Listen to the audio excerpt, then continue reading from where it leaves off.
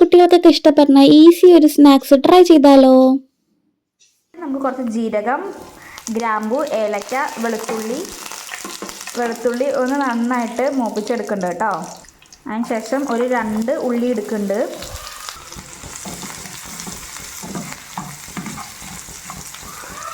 കുറേ ക്വാണ്ടിറ്റി വേണമെന്ന് കുറച്ചും കൂടി ഉള്ളി എടുക്കാം കേട്ടോ. അപ്പോൾ ഞാൻ കുറച്ച് ക്വാണ്ടിറ്റി മതിയായതുകൊണ്ടാണ് 2 ഉള്ളി എടുത്തിട്ടുള്ളൂ കേട്ടോ. ആദ്യം നമ്മൾ ഈ റെസിപ്പിക്ക് വേണ്ടിയിട്ടുള്ള മസാലയാണ് റെഡിയാക്കണത്. അപ്പോൾ ആവശ്യത്തിനുള്ള ഉപ്പ് ഇടുന്നുണ്ട്. ഉള്ളി ഒന്ന് ആയിട്ട് വരുമ്പോൾ മഞ്ഞൾപ്പൊടി, മുളക് പൊടി, മല്ലിപ്പൊടി, ചിക്കൻ മസാല എല്ലാം ഒന്ന് മിക്സ് ചെയ്യുന്നുണ്ട് കേട്ടോ. ഇനി തക്കാളിയും കൂടി ആഡ് ചെയ്യാം. ഒരു തക്കാളിയെ എടുത്തിട്ടുള്ളൂ, ചെറിയ തക്കാളിയാണ്. ചിക്കൻ ഉണ്ടെങ്കിൽ ചിക്കൻ കൂടി നമുക്ക് ആഡ് ചെയ്യാം കേട്ടോ. ദശ മാത്രം ആഡ് ചെയ്യുക, അപ്പോൾ ഒന്നും കൂടി ടേസ്റ്റ് ഉണ്ടാവും. ഇപ്പോൾ ചിക്കനൊന്നും ഇല്ലാത്തതുകൊണ്ട് ഞാൻ വെറുതെ ഒരു മസാല പോലെ ഉണ്ടാക്കുക കേട്ടോ. ഒരു ശിഖരം വെള്ളം ഒഴിച്ചിട്ട് ഒന്ന് നന്നായിട്ടൊന്ന് മിക്സ് ചെയ്തെടുക്കുന്നുണ്ട് കേട്ടോ. വല്ലാണ്ട് വെള്ളം ആവരുത്, നല്ല കട്ടിയിൽ തന്നെയാണ് വേണ്ടത്. ഞാൻ കുറച്ചൊന്ന് വെള്ളം ഒഴിച്ചിട്ടുണ്ട്. ഇനി നമുക്ക് അടുത്തൊരു മിക്സ് ഉണ്ടാക്കാം. അതിനായിട്ട് മിക്സിയുടെ ജാറിക്ക് ഞാൻ 2 മുട്ട പൊട്ടിച്ചൊഴിച്ച് കൊടുക്കുന്നുണ്ട് കേട്ടോ. പിന്നെ അതിലേക്ക് 1 ഗ്ലാസ് മൈദ പൊടി ഇട്ട് കൊടുക്കുന്നുണ്ട്. അപ്പോൾ അതേ 1 ഗ്ലാസ്സിൽ തന്നെ നമുക്ക് 1 ഗ്ലാസ് പാലും കൂടി ഒഴിച്ച് കൊടുക്കാം കേട്ടോ. ഇപ്പോൾ എത്ര വേണോ അതിനനുസരിച്ചിട്ടുള്ള മൈദപ്പൊടി ഇട്ട് കൊടുക്കാം. ഇപ്പം ഞാൻ 3 പേർക്കൊക്കെ ഇത് ധാരാളമാണ് കഴിക്കാൻ വേണ്ടിയിട്ട്. പിന്നെ അതിലേക്ക് കുറച്ച് ഉപ്പും കുരുമുളക് പൊടിയും കൂടി ആഡ് ചെയ്തിട്ട് നന്നായിട്ടൊന്ന് മിക്സിയിൽ അടിച്ചെടുക്കുന്നുണ്ട് കേട്ടോ. അപ്പോൾ നമ്മളൊരു മിക്സ് റെഡി ആയിട്ടുണ്ട്. എന്നാൽ എല്ലാ സൈഡിലും ഒന്ന് ആക്കി കൊടുക്കുന്നുണ്ട് കേട്ടോ. നമ്മളുടെ മിക്സിൻ്റെ ആദ്യം കുറച്ചൊരു പകുതി ഇങ്ങനെ ഒഴിച്ചു കൊടുക്കാം. പകുതി മതി കേട്ടോ, പകുതി ഇതിൽ തന്നെ ഉണ്ട്. അതിൻ്റെ മുകളിൽ നമുക്ക് നമ്മുടെ മസാല ഇട്ട് കൊടുക്കുന്നുണ്ട്. ഇത് വലിയ പാത്രം ആയതുകൊണ്ട് മസാല കുറച്ച് കേട്ടോ ആയുള്ളൂ. ഒരു വലിയ പാത്രമാണ് ഞാൻ എടുത്തിരിക്കണത് കേട്ടോ. മസാല അപ്പോൾ ഇത്രയേ ആയുള്ളൂ. കുറച്ചും കൂടി മസാല ഒക്കെ ആക്കാം. മസാല എല്ലാ സൈഡിലേക്കും ഒന്ന് ഫില്ല് ചെയ്ത് കൊടുക്കുക കേട്ടോ.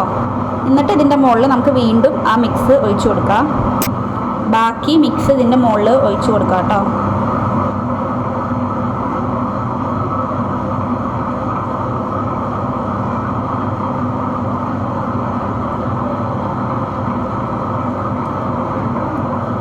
എന്നിട്ട് സ്ലോയിൽ വെച്ചിട്ട് അടച്ചിട്ട് ഒരു 10 മിനിറ്റ് വേവിക്കാം.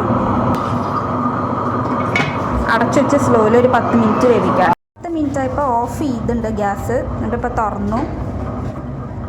ഇനിയാണ് ഇതിൻ്റെ ഒരു അതിസാഹസികമായ ഒരു ടാസ്ക്.